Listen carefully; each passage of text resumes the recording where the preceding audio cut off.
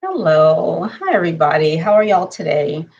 So I just got off my cybersecurity channel talking about vulnerabilities, right? And like I told y'all in the, if you look at that FM Nothing Radio, the thing that I do every month, I was saying like it's really hard to try to figure out like how, okay, is this a topic for cyber or for learning or for life without a is everything is just mixed up, child. I mean, it's all mixed up. So I've been researching and talking about and doing things regarding vulnerability. Okay, which in the profession I'm in is seen as a weakness, like any vulnerability at all as a weakness. And many of us, even outside of professions and stuff, we see and feel like vulnerabilities are weaknesses. Okay, you know, that's just what we feel like it is. Well, I say it is not. Okay, it's neither a weakness or a strength, right? It's just it's a quality that enables the change to happen. That's it. It's a place, aspect, an idea, that change can occur. Now, when I was a Christian, you know, in church more than I was in my own house, right? Heaven, heaven was the goal. That was the goal. Heaven was the goal. Okay. And anything that where change could happen, okay, to take me off that path or that bridge to heaven, that was a weakness. That's something I had to fix. Because listen, wasn't nothing gonna get me off my path to heaven. And by heaven, what I meant was a place better than earth. This place stinks. Like that, you know, that's what I grew up hearing. Earth stinks. There has to be a better place than this. It's full of sinners and sinning and sin and just sin all over the place. Okay. We got to get out of here. Like that was the attitude. We got to get out of here. And a place to be is heaven, right? With a angels singing, you got mansions and milk and honey, which I never got that combination. Milk and honey. Can I have a chocolate or with my milk? Because I don't like honey. We didn't go into all that. But the thing is, heaven was not this place. All right. It was better, no more suffering. That was the big thing right there. Here I am, 8, 9 years old, talking about no more suffering. I know what the hell suffering was. It's like, what? Okay, no more suffering. Okay, I'm suffering right now. Okay, So yeah, so that was heaven. Heaven was great. And so heaven was not this place here, earth, and it also was not hell. Which was the opposite, I guess, the other opposite of heaven, which is where, people died and were, what does that scripture say? Like where the worms die and I don't know, it just sounded bad. Okay, it sounded real bad. I remember we had these tracks, right? Like these little bitty booklets that we had that had stories of people who, they lived terrible lives. They were lying to people and just having sex and just out there, being people. And at the end of the stories, they always ended up dying and getting in front of God or Jesus, and Jesus telling them, hey, you had an opportunity to be saved. You didn't want to do it. So I got to throw you in hell. I mean, what you want me to do? My hands are tied, pretty much.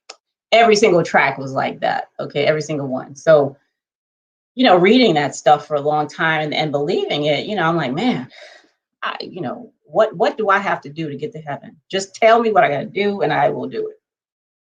Well, y'all know the story. For those of you who've read Fire and God, I changed my mind about all that when I saw something from a different perspective. Right. So now what I and I may have written this in Firing God or the other one, Tales from Eternity. I'm not sure. But I said it somewhere, maybe in my blogs. What I see that heaven, what heaven is. And the reason why I thought about this again was because of what I'm doing in cybersecurity, talking about vulnerabilities, right? And areas where things can change. Well, heaven is very simply never having to make another choice, never having to decide again about anything ever, and still just being good, you know? Can you imagine? Can you imagine going throughout your, now the research says every human being makes about 65,000 decisions a day, okay? You know, 65,000. Can you imagine? How many decisions, what time is it? On the East Coast, it's 3 p.m.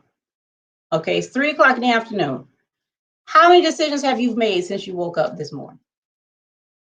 You know, I think about that. Now, think about never having to decide again about anything and still being able to just, live, still being good, you know, not having to worry, was that a good decision or a bad one?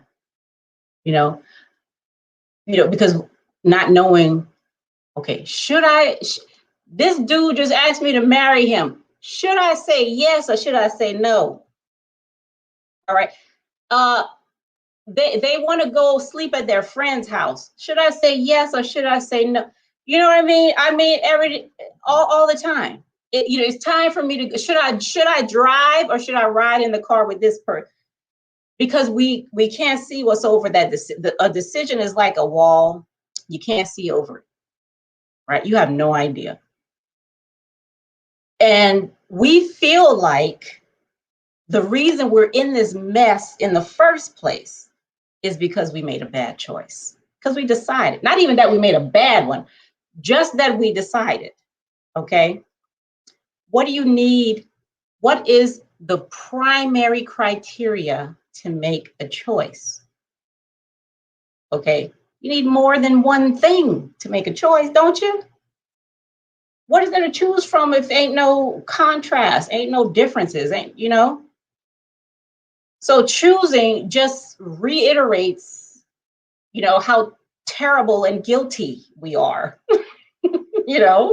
That's what it does. It reminds us, you guilty of sin. I mean, you should get the whole book just thrown at you. You're guilty, right? So every time we choose, which is, oh my God, all the time, we're just reminded of that subconsciously, unconsciously, whatever the hell you want to call it. The first title of Firing God, I told y'all, I was going to call Firing God the freedom of no choice. That's what I was going to call it first. Because I recognize that like almost instantly. Heaven ain't a place with mansions and milk and honey and people singing and all this stuff. It's the state of me not having to make a choice. Now what is that? Like, what would that even be like? Not having to choose anything, even the trivial stuff, not having to choose. And what is hell? Mm-hmm. You're there right now.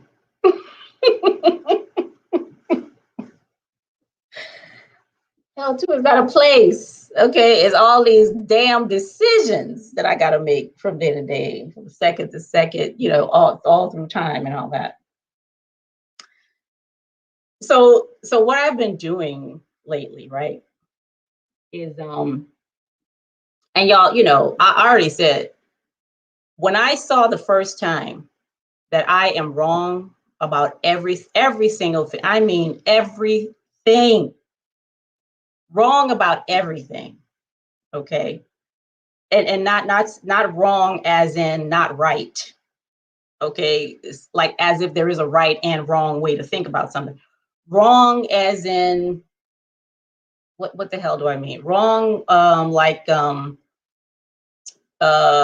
incomplete, I guess you can say. Yeah, like incomplete. Okay. Everything that I was basing decisions on, all the stuff I knew that I didn't have any questions about was incomplete. Okay. Which was an amazing thing to see. And it's still incomplete. Even what I'm talking about right now, y'all, these words coming up, it's still incomplete. Okay, so let's just get that, straight. So what I've been doing, right, is, and this was so hard in the beginning. Oh my God, it was so hard. What I do, like as I'm talking right now, and just, thinking about stuff throughout the day, and I'm having to practice this because it's not, it hasn't yet become just something, is I don't believe what I say and I don't believe what I think. Okay. And at first I was like, well, how the hell you do that? Like, how in the world? First of all, how do you even believe something? Like, what does that even mean? Which is a question that I had to ask too. Like, what, if I say I believe something, what does that mean? Like, what are the steps to believe? Like step one, do it. Step two, like you're making a cake or something, right? Step three, and then you're at step four, you believe. Yeah, I couldn't figure that out. I'm like, let me think. I don't like. I don't know. It's almost like belief is like what do you call it? Like a backwards thing. So let's say you have a bunch of Legos, all right, and you just start putting them together, and the final product is belief. Okay, you don't start with belief. What I found was you don't start with it. What you start with is just doing stuff, and then you build it up and build it up. And okay, now, you believe in a flat earth, right? Or now you believe that the Cowboys are the best football team, because you've been buying the stuff, you've been going to the games, you've been listening to the conversations, you've been windmilling for them, and you've been spending all your money to go to the whatever. And okay, now you're a football fan. Oh, you see what I'm saying there? That's what I'm talking about. So that's the way it kind of was. So when I saw that, oh man, all these things that I built up, to say Cheryl Christian or just Cheryl, just Cheryl, all these things are woman, Black person, earthling, all these things that built up into these bucket of concepts, right? That shit just came tumbling down. And then I was like, oh my God, like what the hell? Like, who am I? Where at? What? How? What's going on here? So, and then I had to start building it up again. Anyway, yeah, but that talk of vulnerability, was really and I know what's her face. What's that lady's name who talks about vulnerability? She used to be a social worker. What's her name? Brene Brown. I think that's her name, Brene Brown. She talks about, I need to listen to one of her I know she talks about it a lot, but I'm not exactly sure what she says. I do want to listen to her though, to see what she says about it. But as far as what I'm doing here, I wrote a blog called Lost in Space. Okay, and I talked about that and some other thing. And Lost in Space was about how if you look around you, like right now, wherever you are, okay, and the space that you're in, all right, just the space that you're in, it's never old, like it doesn't get old. Okay, like I'm going to be 46 next month. All right, I do not look the way I looked when I was 26 or 16 or whatever. Stuff is aging over here. It's aging, okay? But the space that I'm in is always fresh and new. And I began to wonder some years ago, I began to wonder, like, why is that? If I go back to where I was born 45 years ago, the space that's there is like, I mean, it's the same.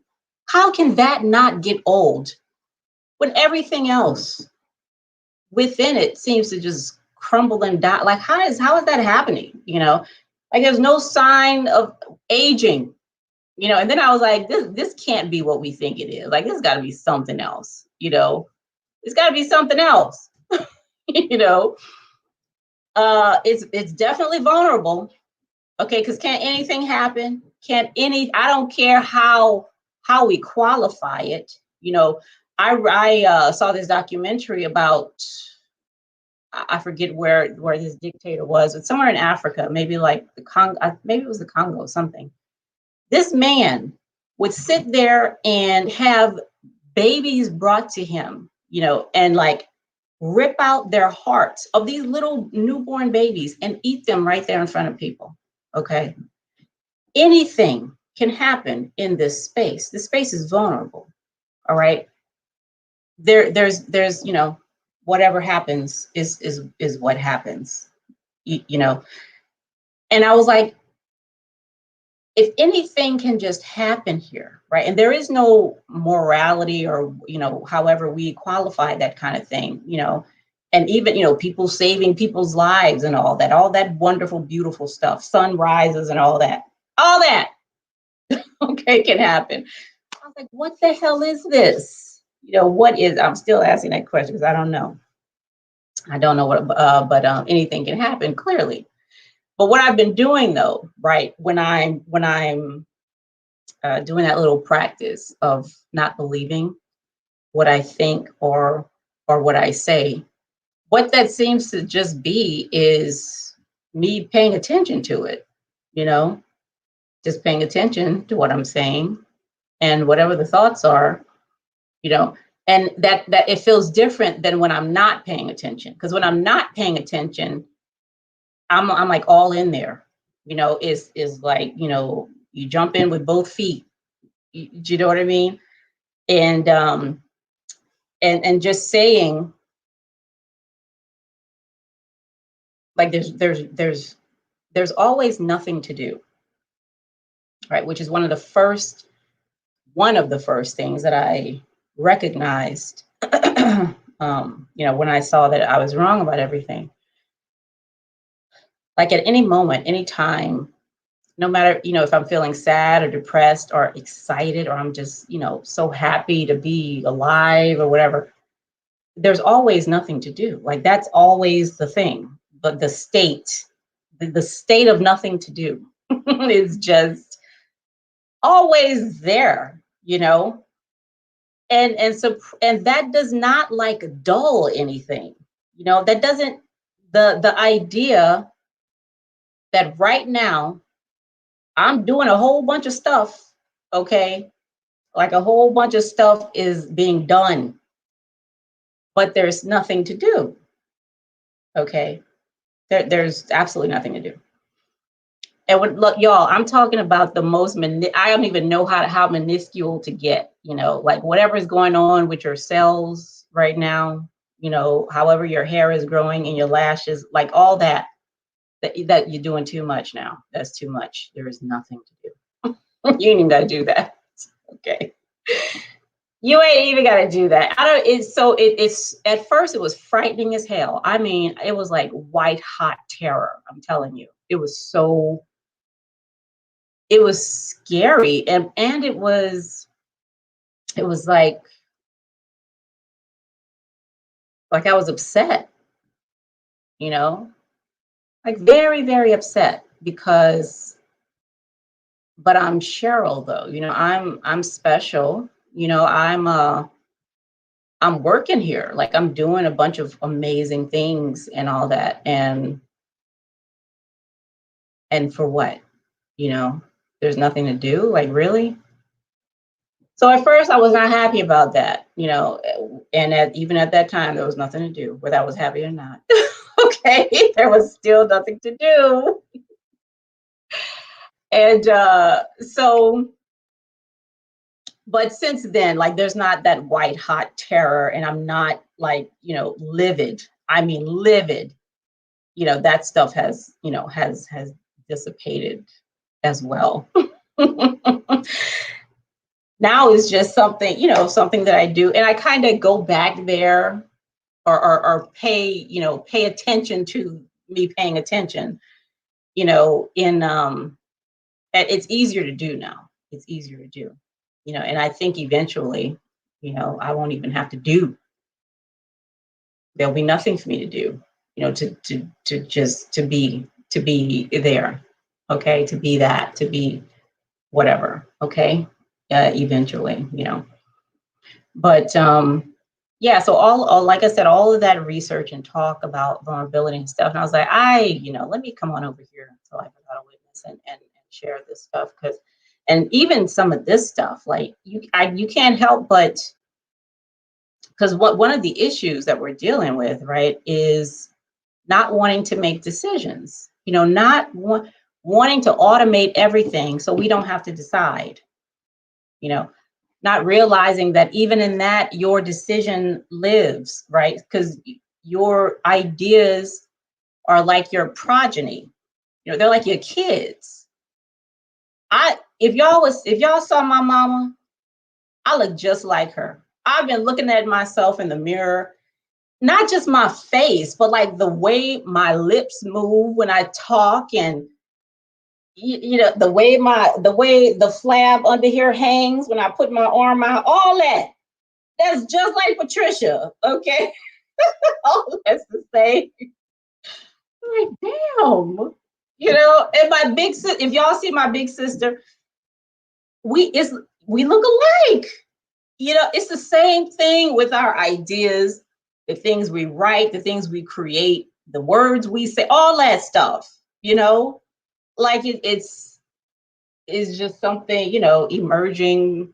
And my boys, somebody said my 12-year-old looks just, I don't think he does, but you know, but I mean, that's just like, you know, that's just the way it is, I guess. And it's like, that's what I was gonna do. Let me write this down. Because I be saying stuff and I totally forget. I ain't even got a pen over here. But oh, that's right, I'm gonna fix you. I'm gonna type it right over here.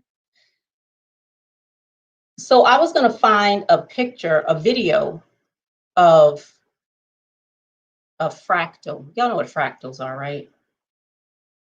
It's the things that how do you define a fractal? It's like it's something, it just goes on and on and on, like the same pattern over and over again. It makes you dizzy. Like if you find a video of a fractal, like just go to YouTube and look up fractal, right? You find a video of it and it kind of makes you dizzy because it's the same, you know, the same thing like over and over and over again. But that's what I was talking about. One of the things that I'm trying to teach the kids, like these are middle school students, okay, is the difference between analog and digital, where everything we have, everything we do around us is analog, right? Meaning that it's just one long thing, right? There's no separation at all. There's just one signal with no breaks, nothing, okay? Which is what analog is, right? And where digital is not, digital has breaks in it, okay? And, you know, tries to get as analog as it can, you know, but it's not quite there, right? But so I was looking for a fractal, a picture of a fractal to show what I meant by, you know, just continuous, just continuous, no breaks, no nothing, right? And I'm gonna find that though. But that's kind of like what the it's like when we make decisions, that breaks it up. Like that breaks up the oneness, okay? Like it interrupts it, you know?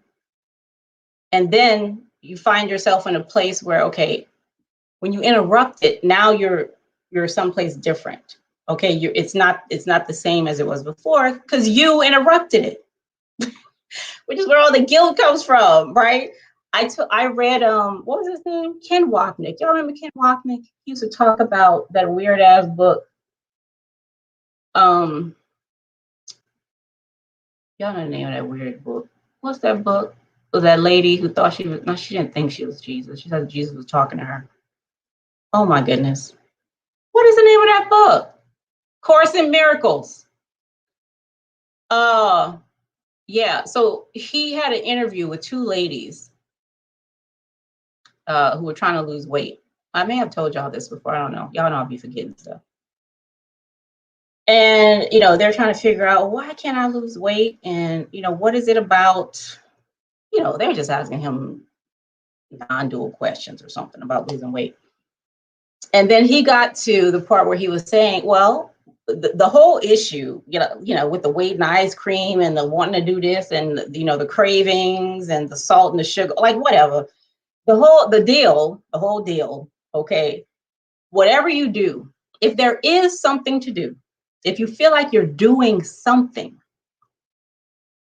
every time, no matter how it appears to you, what you're doing is proving your guilt.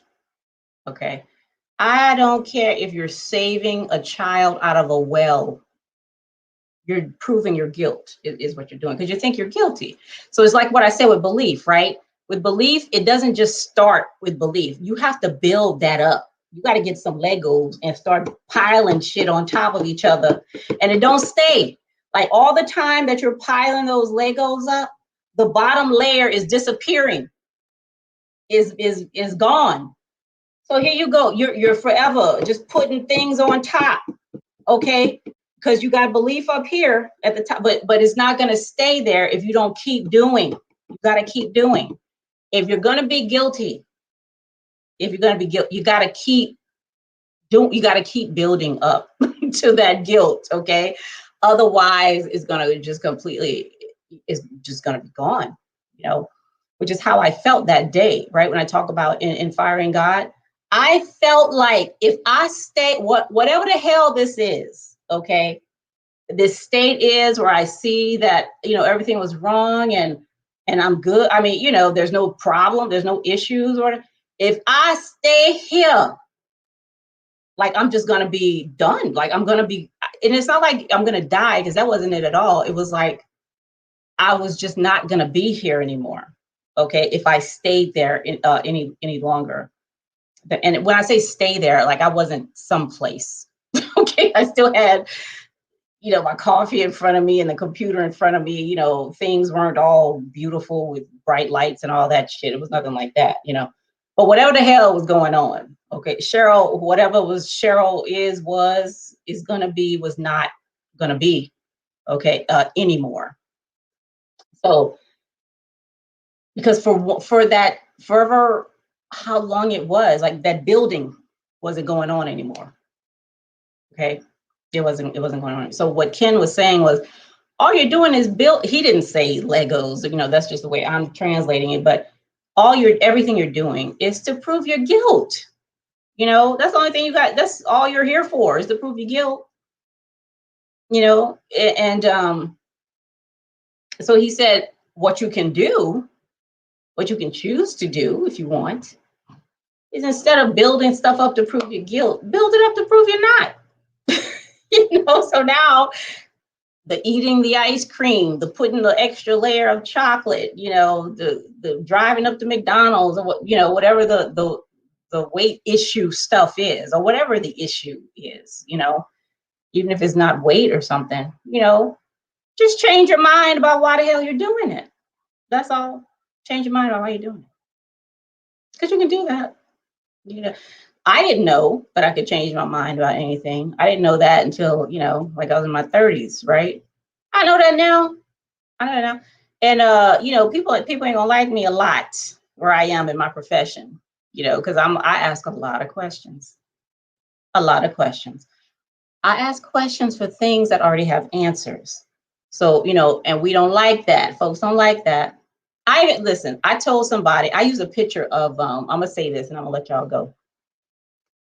I used a picture of in 1893, right? Old dude, what's his name? I don't know, I forget his name. But he painted this beautiful, beautiful, beautiful picture of the flat earth. It's gorgeous. It's absolutely beautiful. The flat earth, right? And I'm using that in the course, right? Because what I'm talking about is perspective. Okay. With a flat earth, what kind of decisions are you making? you know, especially regarding stuff like navigation, you know, taking your boats out and discovering places that are already there, that other people are living, but you discovered it. Okay, that's another conversation. You know, every perspective is a boundary. Everyone, flat Earth is a boundary in perspective. That's where it stops, you know, as far as that's concerned. And I said, you know, today, even though there is a flat Earth society, you know, you can go to their website, there is a flat Earth society, or people still believe in the flat Earth. But many, you know, folks around the world believe it's, see, I said around, believe the Earth is round, which is another perspective. Okay, that's a limit. That's a limit too. All right, it's a boundary, because we're gonna change our mind about that model as well. You know, as soon as we get more tools or something happens or whatever, you know, I don't know what the hell is gonna be next, but it's a model. Okay, it's just a model. Ain't nobody got no absolute truth around here. Okay, I don't care how long you've been doing science or hearing from the Lord. Okay, yeah, but you know, it's a perspective, and it's a boundary. You know, so talking about that, what I said was, when it comes to the way we see vulnerabilities, to just see them as weakness. You know, the only thing of vulnerability, the only thing the space around us is good for, is for, you know, awful things to happen. Like, that's all it's good for. You know, that's nuts. What kind of perspective is that? How far are you going to go with that perspective? You know? So you know, so the idea is to recognize that a perspective is just a boundary. Like, that's all it is. A boundary that we set. We put that there. You put it there. Okay? So you may have been influenced by certain things or whatever, but at the end of the day, you put it there. Okay? And you know, if you want to, you can take it down. You don't have to stay there, you know. It does not have to stay there. Even this non-dual channel that I have here, Life Without a Witness, this is a perspective. Okay? It's a perspective still. I can, you know, rebuild and do something different or whatever. The same thing I did with Christianity, which was, again, a perspective. Okay? Ain't nobody lied to me. That's what I felt like in the beginning. I was like, y'all, some dirty ass, I mean, telling me all this stuff about donkeys talking and the sun stopping and some, you know, some white dude dying for me on a cross, you know, a thing in the air, you know, looking at everything I do. You know what I'm saying? I'm like, why? Like, why would you tell me some crazy shit like that? Got me making all these life decisions because I'm trying not to go to hell, you know? Because I'm trying not to go. I probably wouldn't even have no kids today if I was. Listen, child, I made so many decisions trying to avoid hell and get in heaven. Let me not bring that back up. But y'all listen. But that's how it was though. You know, it tells like, Cheryl, you better sit down somewhere. Chill out, okay? You know, at some point I was responsible for that stuff. Okay. I you know, when I learned how to read and all that, you know, I didn't have to believe that stuff. Okay. And me not knowing that I didn't have to believe. And I think I did know. I think I knew I didn't have to believe those things, you know. I knew I didn't have to build these Legos up the way folks were telling me to build them up. Okay. Because you know, if you look at a real pile of Legos, you can do whatever the hell you want to do with that, can't you? You know, whatever the design, you know, allows you to do, or you don't need that at all.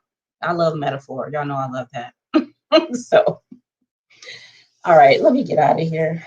I was supposed to go to the movies today, but my boyfriend can be a jerk sometimes. But I can build that back up too, can I? I don't feel like going anywhere. I got a headache. I think I'm gonna take a couple things and finish this course. And then, oh, this last thing, let me tell y'all this last thing. It's real interesting. So y'all probably know, if you deal with technology or whatever, you've heard of social engineering and all that, right? How people send you these emails, trying to get you to click on stuff, and or go to certain websites and download something that has viruses or malware or something in it, right? I know y'all are probably familiar with that. Well, that's called social engineering. That's part of social engineering. And the attitude, right, is that, oh, that happens to, stupid users. They don't know, they need to stop clicking on these, like, because they're the cause. They're the weak. They call them the weakest link. They call us who just use computers, throughout the day, as the weakest link. I hate that. I can't stand it.